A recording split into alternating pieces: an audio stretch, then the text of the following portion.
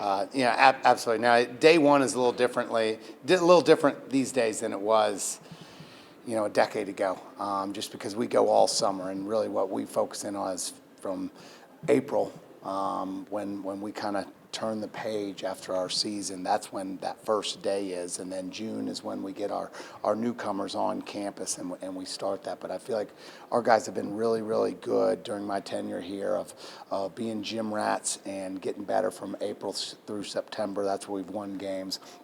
And I think we duplicated that, if not did more, this off season. And you guys probably saw on my social media, we were really, really active outside of basketball. We played a ton of basketball, but then on top of that, our life skills, our leadership program. I thought our guys were exceptional with that. I mean, they're building equity with each other, building relationships, and then on top of that, we were able to go to Portugal and Spain and play some more basketball. So it was a great off season. To follow. Last time you had this much talent and experience coming back? Every year I felt really, really good about where our group is and our newcomers and come back. And so, I'm sure there's some other years I felt as good, but right now I'm just so obsessed with this group. I'm so pleased with them, like their development. I do think we have some depth, as you said. I think that's going to allow us to play even faster, and that's been a focus of us all summer, is how we can play faster and put pressure, because we are going to have a number of guys coming in and out of the game. And I thought last year, that was a little bit of an obstacle. I mean, one, we defended so well that the other team had longer possessions. That really hurt our pace of play, which is a good thing. And then on the other side of it, Damien's the first one to admit, coming off of playing in a program where they walked the ball up and ran set, it was a little new to him. I still remember the Akron closed-door scrimmage where every time they'd score, he'd catch the ball, he'd be walking it up, he'd look at me like I was going to call a set, and that's not what we do. I mean, we have everything, kind of scripted, and you're playing with pace, and that adjustment, he's made a huge step in year two. That and everybody. I mean, it's nice having 8 of your top 9 back. How much do those 10 practices over the summer help, and how much further along are you now than you have been at this time in past years? I think we're in a good place that I'm much calmer with feeling like I gotta push introducing new things in, because we introduced enough to play the games. We're not good enough to win a lot of games yet. In my opinion, we're not stacking enough details, and that's where in the summers you don't necessarily draw the line in the sand on every detail. At least I choose not to, from the basketball side of it. Just because, if you start your season too early, I become Charlie Brown's teacher. They're sick of hearing me. And so we got to make sure, we put a handful of focuses in on the summer. I thought we got really, really good at those.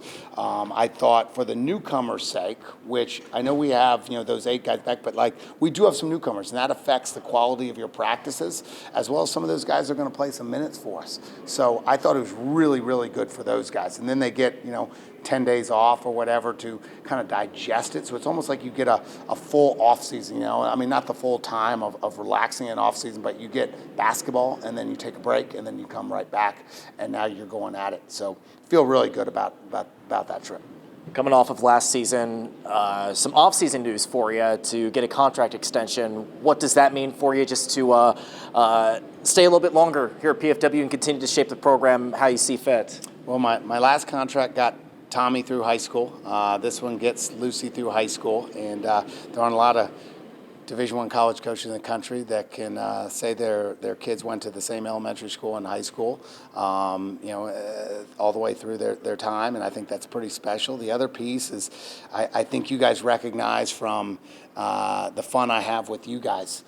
Is that I love Fort Wayne, and my family loves Fort Wayne, and I think when you do that, you can manage things well, because you're worried about making this a job you want to be in the rest of your life, and I think our program has shown that. And there's so many people in this community that have contributed to us doing special things like going to Europe, and then that pays off for attracting good players. I mean, they can tell that I'm happy, our assistants can, they're happy, and all of a sudden that attracts really good people, because if you got good flow, and a good vibe around your program, it pays itself forward. So really excited about that.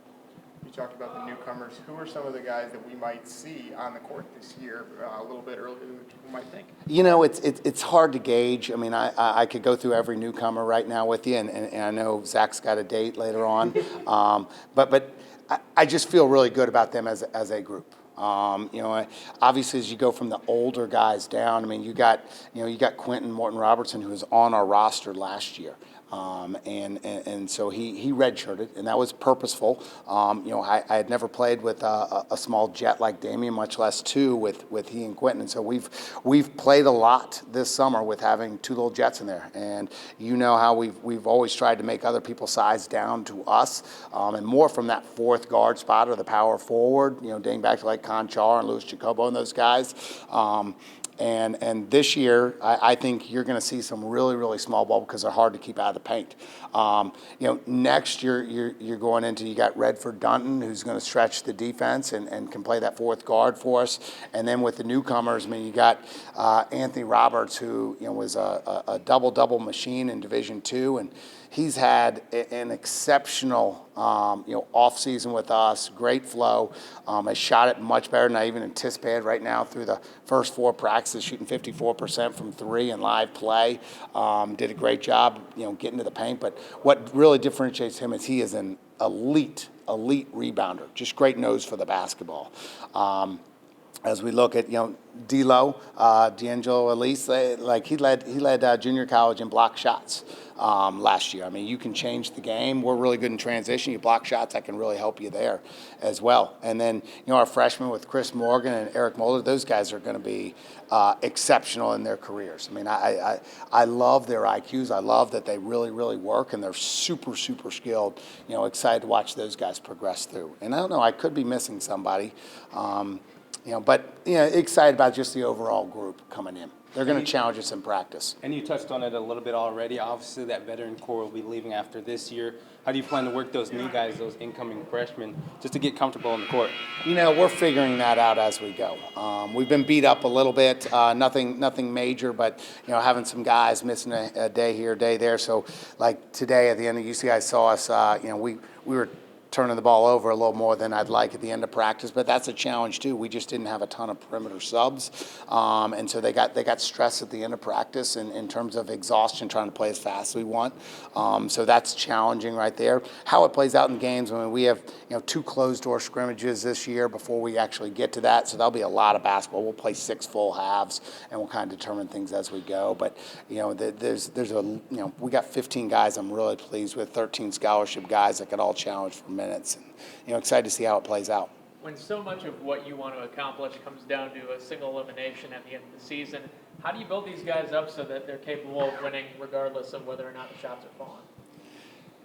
Last year was one of the best we've ever been at that. In terms of just being able to, manage adversity on the floor. If the shots aren't dropping, to be able to win ugly. I mean, we became, once we got healthy after Christmas, we became, the top defensive team in our league through defensive efficiency, and we were positioned to do that. I mean, that's what helped us, win every game in February.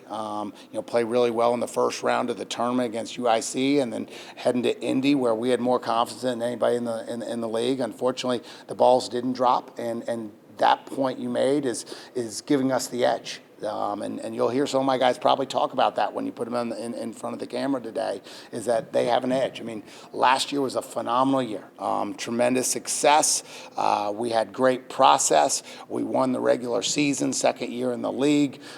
Just had a lot of guys step up and great energy in the locker room, but like we lost two good players. I mean, Jalen Pipkins and Cam Benford, Cam had more energy than we've ever had in our program. He's played more games, and he didn't play a ton down the stretch of the game, but what he did behind the scenes, like, we're going to miss. So we got to fill those roles. But those guys are going to have an edge because knowing that this year that tournament, I mean, these guys feel like they're hungry to that. But again, me, I'm going to be talking about the process all year. It's a long season. There's going to be adversity as you go through it, and that's where we got to be able to manage that. And then we got to be playing our best basketball at the end of the year. And trust me, we're going to be talking all year long about how can you position yourselves and be good enough on the defensive end to be able to win ugly if you need to. You've talked a lot about the pace and playing faster. Coming off of last season, what made you decide that was something you wanted to do? What was the thought process? That's something that we've always been really good at. And it's something that it's not about tempo. It's not about shooting the ball quick. I've never been obsessed with that. I think it was 2017, we were number 4 in the country in scoring, and our tempo was really, really high.